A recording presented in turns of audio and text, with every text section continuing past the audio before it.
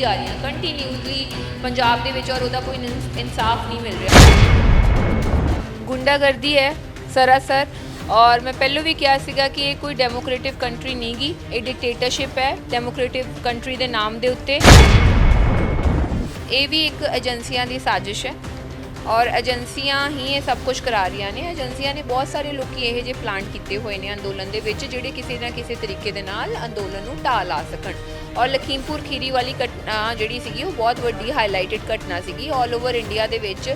बाकी स्टेटा ने भी यदा समर्थन किया और जिस कारण बीजेपी टुट रही सी। बीजेपी सरकार जी आने वाली बाई इलैक्शन के काफ़ी वड्डा ढाल लग रहा है। इस करके इन्होंने ये जोड़े प्लांट लोग ने इन्हों का हुणे फायदा चक्या। नशेड़ी बंदा सीगा और वो पिंड वाले भी कहते हैं भी वो 20-20 रुपये 30-30 रुपये मंगता सीगा राइट। और फिर उन्होंने जे कोई बंदा पैसे देगा उन्होंने नहीं पता भी वो की घटना होनी है। राजनीति के विच सानू आना चाहिए कि तुसी इलैक्शन लड़ोगे? लड़ूंगी। कित्थों लड़ोगे कुछ पता है? हजे कुछ नहीं पता। 7 सालों तो बेअदबियां हो ही जा रही कंटीन्यूसली पंजाब दे विच और उहदा कोई इंसाफ नहीं मिल रहा। कभी किसी को पागल खिला दिता जाता है भी ये जी पागल सीगा, कभी किसी को जेलों बाहर कढ़ दिता जाता है, कभी उस चीज़ का कोई इंसाफ नहीं मिल रहा। डेली पोस्ट पंजाबी देख रहे दर्शकों का स्वागत। मैं अनुराग शर्मा। दोस्तों, जिस तरह के किसान अंदोलन पिछले 11 महीने तो लगभग जिहड़ा है ਚੱਲਿਆ आ रहा है, शांतिपूर्वक चल रहा सी, पर फिलहाल ਜਿਹੜੀਆਂ कुछ दिनों ਦੀਆਂ ਘਟਨਾਵਾਂ देखिए एक तो बाद एक घटना जी है किते ना किते जी सामने आ रही है जो सवालों का विषय बन रही है। बहुत सारे अजिहे आर्टिस्ट सी, कलाकार सी जो पहले दिन तो इस अंदोलन के नाल जुड़े हुए सी। उस दे विच एक चर्चित चेहरा सोनिया मान जिहड़े है वो भी पहले दिन तो किसान अंदोलन नाल जुड़े हुए हैं। तुसीं देख रहे हो हर वक्त उन्होंने इस वक्त दे विच गल कीती है, चाहे वो किसान अंदोलन में जाके स्पीच करना होवे, उन्हों दा समर्थन करना होवे, सेवा करनी होवे या अपना समा देना होवे, क्योंकि कलाकार का समा बहुत ज़्यादा कीमती हुंदा। बहुत सारे कलाकार हैं जिहड़े इस समा जिहड़ा है नहीं दे पा रहे सीगे। सो सोनिया मान साडे नाल मौजूद है, गलबात उन्होंने नाल करते हैं।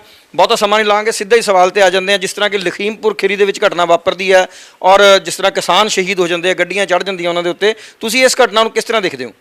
गुंडागर्दी है सरासर। और मैं पहलों भी कहा सीगा कि ये कोई डेमोक्रेटिव कंट्री नहीं गी, ये डिक्टेटरशिप है डेमोक्रेटिव कंट्री के नाम के उत्ते। जिस तरीके दे नाल बीजेपी गवर्नमेंट के थल्ले जिहड़े MLAs ने MPs बनाए ने उन्होंने ये वेखदे नहीं है भी किनू किहड़ा अहुदा देना है।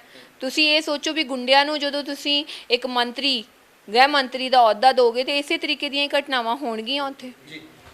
ਤੁਸੀਂ ਜਦੋਂ ਜਾਣ ਲੱਗੇ ਸੀਗੇ ਉਦੋਂ ਤੁਹਾਨੂੰ ਵੀ ਮੇਰੇ ਖਿਆਲ ਅਰੈਸਟ ਕਰ ਲਿੱਤਾ ਗਿਆ ਸੀ, ਨਜ਼ਰਬੰਦ ਕਰ ਲਿੱਤਾ ਗਿਆ ਸੀ। ਉਹ ਕੀ ਵਕਤ ਸੀ, ਕਿਉਂ ਹੋਇਆ ਇਸ ਤਰ੍ਹਾਂ?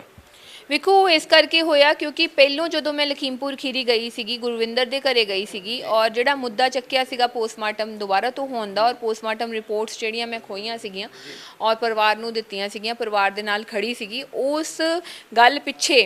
और एक मेरी स्टेटमेंट आई सी जिहदे विच मैं कहा सीगा भी तुसीं BJP का बाइकआउट करो और अखिलेश यादव नूं वोट ना पाओ।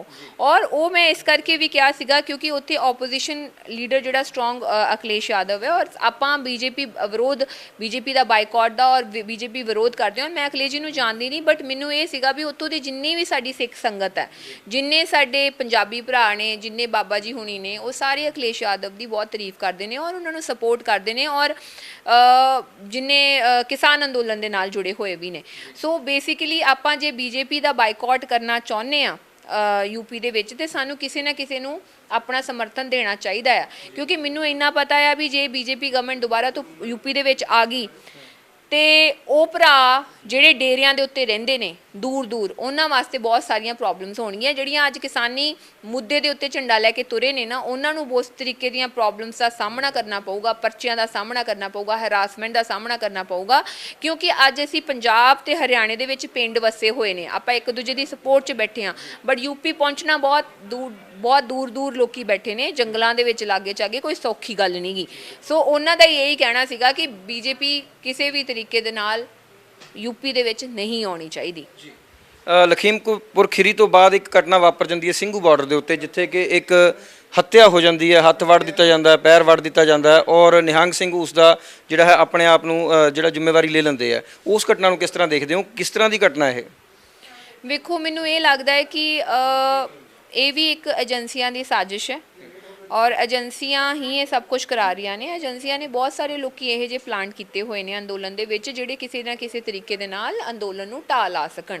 ਔਰ ਲਖੀਮਪੁਰ ਖੀਰੀ ਵਾਲੀ ਘਟਨਾ ਜਿਹੜੀ ਸੀਗੀ ਉਹ ਬਹੁਤ ਵੱਡੀ ਹਾਈਲਾਈਟਡ ਘਟਨਾ ਸੀਗੀ ਆਲ ਓਵਰ ਇੰਡੀਆ ਦੇ ਵਿੱਚ। ਬਾਕੀ ਸਟੇਟਾਂ ਨੇ ਵੀ ਇਹਦਾ ਸਮਰਥਨ ਕੀਤਾ ਸੀਗਾ ਔਰ ਜਿਸ ਕਾਰਨ ਬੀਜੇਪੀ ਟੁੱਟ ਰਹੀ ਸੀਗੀ। ਬੀਜੇਪੀ ਸਰਕਾਰ ਜਿਹੜੀ ਆਉਣ ਵਾਲੀ ਬਾਈ ਇਲੈਕਸ਼ਨ ਦੇ ਵਿੱਚ ਕਾਫੀ ਵੱਡਾ ਢਾਹ ਲੱਗ ਰਿਹਾ ਸੀਗਾ। ਇਸ ਕਰਕੇ ਇਹਨਾਂ ਨੇ ਇਹ ਜਿਹੜੇ ਪਲਾਂਟ ਲੋਕੀ ਨੇ ਇਹਨਾਂ ਦਾ ਹੁਣੇ ਫਾਇਦਾ ਚੱਕਿਆ। ਜਿਵੇਂ ਹੁਣ ਉਹ ਨਸ਼ੇੜੀ ਬੰਦਾ ਸੀਗਾ ਔਰ ਉਹਦੇ ਪਿੰਡ ਵਾਲੇ ਵੀ ਕਹਿੰਦੇ ਨੇ ਵੀ ਉਹ 20 ਰੁਪਏ 30 ਰੁਪਏ ਮੰਗਦਾ ਸੀਗਾ, ਰਾਈਟ। ਔਰ ਫਿਰ ਉਹਨੂੰ ਜੇ ਕੋਈ ਬੰਦਾ ਪੈਸੇ ਦਊਗਾ ਉਹਨੂੰ ਨਹੀਂ ਪਤਾ ਵੀ ਉਹਦੇ ਨਾਲ ਕੀ ਘਟਨਾ ਹੋਣੀ ਹੈ।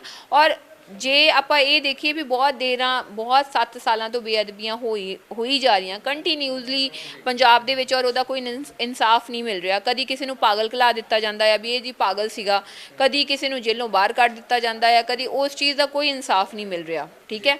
ਸੋ ਜਿਹੜਾ ਗੁੱਸਾ ਆ ਉਹਨਾਂ ਦੇ ਵਿੱਚ ਉਹ ਵੱਖਰੀ ਗੱਲ ਹੈ, ਉਹਨਾਂ ਦੇ ਵਿੱਚ ਗੁੱਸਾ ਹੈਗਾ ਆ।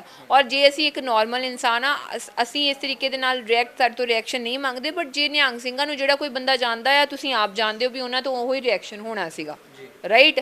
ਜੇ ਉਹਨਾਂ ਦੇ ਗੁਰੂ ਸਾਹਿਬ ਨੂੰ ਸਾਡੇ ਵੀ ਗੁਰੂ ਸਾਹਿਬ ਆ ਬਟ ਸਾਡਾ ਰਿਐਕਸ਼ਨ ਹੋਰ ਸੀਗਾ, ਉਹਨਾਂ ਦਾ ਰਿਐਕਸ਼ਨ ਉਹ ਹੀ ਐਕਸਟ੍ਰੀਮ ਹੋਣਾ ਸੀਗਾ। ਗੱਲ ਕਰ ਲਈ ਉਸ ਤੋਂ ਬਾਅਦ ਜਿਹੜੇ ਹੈ ਬਾਬਾ ਜੀ ਹੈਗੇ ਉਹਨਾਂ ਦੀ ਤਸਵੀਰ ਬੀਜੇਪੀ ਦੇ ਲੀਡਰਾਂ ਦੇ ਨਾਲ ਆ ਰਹੀ ਹੈ, ਜੁਲਾਈ ਦੀ ਦੱਸੀ ਜਾ ਰਹੀ ਹੈ ਔਰ ਉਸ ਤੇ ਵਿਵਾਦ ਸ਼ੁਰੂ ਹੋ ਗਿਆ ਕਿ ਸਾਰਾ ਬੀਜੇਪੀ ਦਾ ਪਲਾਨ ਸੀ ਜਾਂ ਨਿਹੰਗ ਸਿੰਘ ਕਿਸ ਤਰ੍ਹਾਂ ਬੀਜੇਪੀ ਦੇ ਨਾਲ ਜੁੜ ਸਕਦੇ ਆ। ਮੈਨੂੰ ਇਹ ਲੱਗਦਾ ਹੈ ਵੀ ਇਹ ਸਾਰੀ ਇੱਕ ਏਜੰਸੀਆਂ ਦੀ ਸਾਜ਼ਿਸ਼ ਆ ਔਰ ਪਲਾਂਟ ਕੀਤੀਆਂ ਹੋਈਆਂ ਗੱਲਾਂ ਨੇ, ਠੀਕ ਆ। ਅਸੀਂ ਜਦੋਂ ਤੱਕ ਇਸ ਚੀਜ਼ ਦੇ ਮੁੱਦੇ ਤੱਕ ਡੀਪਲੀ ਨਹੀਂ ਚੱਲ ਜਾਂਦੇ ਨਾ ਕਿ ਸਾਨੂੰ ਨਹੀਂ ਪਤਾ, ਉਦੋਂ ਤੱਕ ਆਪਾਂ ਕਿਸੇ ਦੇ ਦੋਸ਼ ਨਹੀਂ ਲਾ ਸਕਦੇ। ਪਹਿਲਾਂ ਆਪਾਂ ਨੂੰ ਪੁੱਛਣ ਦੀ ਲੋੜ ਹੈ, ਉਹਨਾਂ ਦੇ ਨਾਲ ਗੱਲਬਾਤ ਕਰਨ ਦੀ ਲੋੜ ਹੈ, ਡੀਪਲੀ ਸਟੱਡੀ ਕਰਨ ਦੀ ਲੋੜ ਹੈ ਕਿਉਂਕਿ ਇਹ ਸਾਡੀ ਸਿੱਖ ਕੌਮ ਦੀ ਗੱਲ ਹੈ। ਅਸੀਂ ਆਪਸ ਦੇ ਵਿੱਚ ਜੇ ਲੜ ਲਾਂਗੇ, ਆਪਸ 'ਚ ਜੁਟ ਲਾਂਗੇ, ਅੱਜ ਉਹਨਾਂ ਨੂੰ ਟਾਰਗੇਟ ਕੀਤਾ, ਕੱਲ ਕਿਸਾਨ ਜਥੇਬੰਦੀਆਂ ਨੂੰ ਟਾਰਗੇਟ ਕਰਨਗੇ, ਫਿਰ ਕਿਸੇ ਹੋਰ ਨੂੰ ਕਰਨਗੇ। ਪਹਿਲਾਂ ਆਪਾਂ ਆਪਸ 'ਚ ਬਹਿ ਕੇ ਗੱਲਬਾਤ ਕਰੀਏ, ਸੁਲਝਾਈਏ, ਫਿਰ ਉਸ ਤੋਂ ਬਾਅਦ ਕਿਸੇ ਗੱਲ ਦੇ ਉੱਤੇ ਟਿੱਪਣੀ ਦਈਏ। ਇਹਦੇ ਉੱਤੇ ਮੈਂ ਕੋਈ ਜਵਾਬਦਾਰੀ ਨਹੀਂ ਦੇਣਾ ਪਸੰਦ। ਸੋਨੀਆ ਜੀ, ਅੱਜ ਤੁਸੀਂ ਇੱਥੇ ਪਹੁੰਚੇ ਹੋ, ਅੱਜ ਚੜੂਣੀ ਸਾਹਿਬ ਵੀ ਆ ਰਹੇ ਹੋ, ਬਾਰ-ਬਾਰ ਕਹਿ ਰਹੇ ਕਿ ਰਾਜਨੀਤੀ ਦੇ ਵਿੱਚ ਸਾਨੂੰ ਆਉਣਾ ਚਾਹੀਦਾ। ਕੀ ਤੁਸੀਂ ਇਲੈਕਸ਼ਨ ਲੜੋਗੇ? ਲੜੂੰਗੀ। ਕਿੱਥੋਂ ਲੜੋਗੇ ਕੁਝ ਪਤਾ?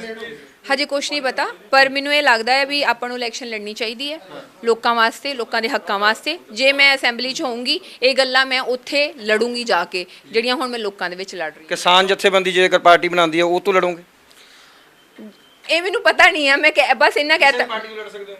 ਮੈਨੂੰ ਹਜੇ ਪਤਾ ਹੀ ਨਹੀਂ ਹੈ ਕਿਸੇ ਗੱਲ ਦਾ, ਮੈਂ ਲੜੂੰਗੀ ਇਹ ਤੁਹਾਨੂੰ ਕਹਿਤਾ ਹੈ। ਸੋ ਤੁਸੀਂ ਦੇਖਿਆ ਕਿ ਸੋਨੀਆ ਮਾਨ ਨੇ ਇੱਕ ਗੱਲ ਤਾਂ ਬਿਲਕੁਲ ਸਪਸ਼ਟ ਕਰ ਦਿੱਤੀ ਹੈ ਕਿ ਮੈਂ ਇਲੈਕਸ਼ਨ ਜ਼ਰੂਰ ਲੜੂੰਗੀ ਕਿਉਂਕਿ ਇਲੈਕਸ਼ਨ ਲੜਨ ਤੋਂ ਬਾਅਦ ਜਿੱਤ ਕੇ ਤੁਸੀਂ ਆਪਣੀ ਆਵਾਜ਼ ਜਿਹੜੀ ਜਨਤਾ ਦੇ ਹੱਕ ਦੀ ਆਵਾਜ਼ ਹੈ ਉਸ ਨੂੰ ਅੱਗੇ ਵਧਾ ਸਕਦੇ ਹੋ। ਅਦਰਵਾਈਜ਼ ਸੰਘਰਸ਼ ਤਾਂ ਚੱਲ ਹੀ ਰਿਹਾ ਪਰ ਹਜੇ ਪਾਰਟੀ ਦਾ ਕੋਈ ਨਹੀਂ ਪਤਾ। ਸੋ ਸਾਡੇ ਨਾਲ ਮੌਜੂਦ ਸੀ ਸੋਨੀਆ ਮਾਨ ਜੋ ਕਿ ਪਹਿਲੇ ਦਿਨ ਤੋਂ ਸੰਯੁਕਤ ਕਿਸਾਨ ਮੋਰਚੇ ਦੇ ਨਾਲ ਜੁੜੇ ਹੋਏ ਨੇ। ਕੈਮਰਾਮੈਨ ਸੰਦੀਪ ਸਿੰਘ ਤੁਰਨਾ ਦੇ ਨਾਲ ਅਨੁਰਾਗ ਸ਼ਰਮਾ, ਡੇਲੀ ਪੋਸਟ ਪੰਜਾਬੀ ਲਈ ਪਟਿਆਲਾ ਤੋਂ। ਸਤਿ ਸ਼੍ਰੀ ਅਕਾਲ ਸਾਰਿਆਂ ਨੂੰ। ਕੋਵਿਡ ਨੂੰ ਮੁੱਖ ਰੱਖਦੇ ਹੋਏ ਬਹੁਤ ਸਾਰੇ ਪਰਿਵਾਰ ਔਰ ਵਿਦਿਆਰਥੀ ਟਰੈਵਲ ਨਹੀਂ ਕਰਨਾ ਚਾਹੁੰਦੇ but not to worry, Pyramid E Services ਹੁਣ ਲੈ ਕੇ ਆਇਆ ਹੈ ਪਿਰਾਮਿਡ ਆਨਲਾਈਨ ਪੋਰਟਲ ਜਿਹਦੇ ਰਾਹੀਂ ਤੁਸੀਂ ਹਜ਼ਾਰਾਂ ਪ੍ਰੋਗਰਾਮ ਕੈਨੇਡਾ ਦੇ ਸੈਂਕੜੋਂ ਕਾਲਜ ਔਰ ਹਜ਼ਾਰਾਂ ਪ੍ਰੋਗਰਾਮ ਹੁਣ ਆਪਣੇ ਮੋਬਾਈਲ ਦੇ ਥਰੂ ਸਰਚ ਕਰ ਸਕਦੇ ਹੋ। अपनी एलिजिबिलिटी, अपनी प्रोफाइल क्रिएट करके अपनी 10th 12th highest qualification IELTS score पा के ਕਿਹੜੇ ਕਾਲਜਸ ਤੁਹਾਨੂੰ ਦਾਖਲਾ ਦੇਣਗੇ, ਕਿਹੜੇ ਕਾਲਜਸ ਵਿੱਚ ਅਪਕਮਿੰਗ ਇਨਟੇਕਸ ਵਿੱਚ ਦਾਖਲੇ ਚੱਲ ਰਹੇ ਹੈ, ਇਹ ਆਪਣੇ ਮੋਬਾਈਲ ਰਾਹੀਂ ਕੰਪਿਊਟਰ ਰਾਹੀਂ ਤੁਸੀਂ ਚੈੱਕ ਕਰਕੇ ਆਪਣੀ ਪ੍ਰੋਫਾਈਲ ਕ੍ਰੀਏਟ ਕਰਕੇ ਆਪਣਾ ਦਾਖਲਾ ਅਪਲਾਈ ਕਰ ਸਕਦੇ ਹੋ। ਸੋ ਇੱਕ ਕੰਸਲਟੈਂਟ ਦਾ ਆਫਿਸ ਹੁਣ ਸਾਡੀ ਫਿੰਗਰ ਟਿਪਸ ਤੇ ਹੈ, ਕਿਤੇ ਵੀ ਜਾਣ ਦੀ ਲੋੜ ਨਹੀਂ। pyramidvisa.com ਜਾਂ pyramidservices.com ਰਾਹੀਂ ਵੈਬਸਾਈਟ ਤੇ ਜਾ ਕੇ ਪ੍ਰੋਗਰਾਮ ਸਰਚ ਕਰੋ, ਯੂਨੀਵਰਸਿਟੀ ਸਰਚ ਕਰੋ, ਪ੍ਰੋਫਾਈਲ ਕ੍ਰੀਏਟ ਕਰੋ ਔਰ ਅੱਜ ਹੀ ਆਪਣਾ ਦਾਖਲਾ ਅਪਲਾਈ ਕਰੋ ਔਰ ਨਾਲ ਦੀ ਨਾਲ ਵੀਜ਼ੇ ਦੀ ਸੇਵਾਵਾਂ ਵੀ ਪੋਰਟਲ ਰਾਹੀਂ ਦਿੱਤੀਆਂ ਜਾਣਗੀਆਂ।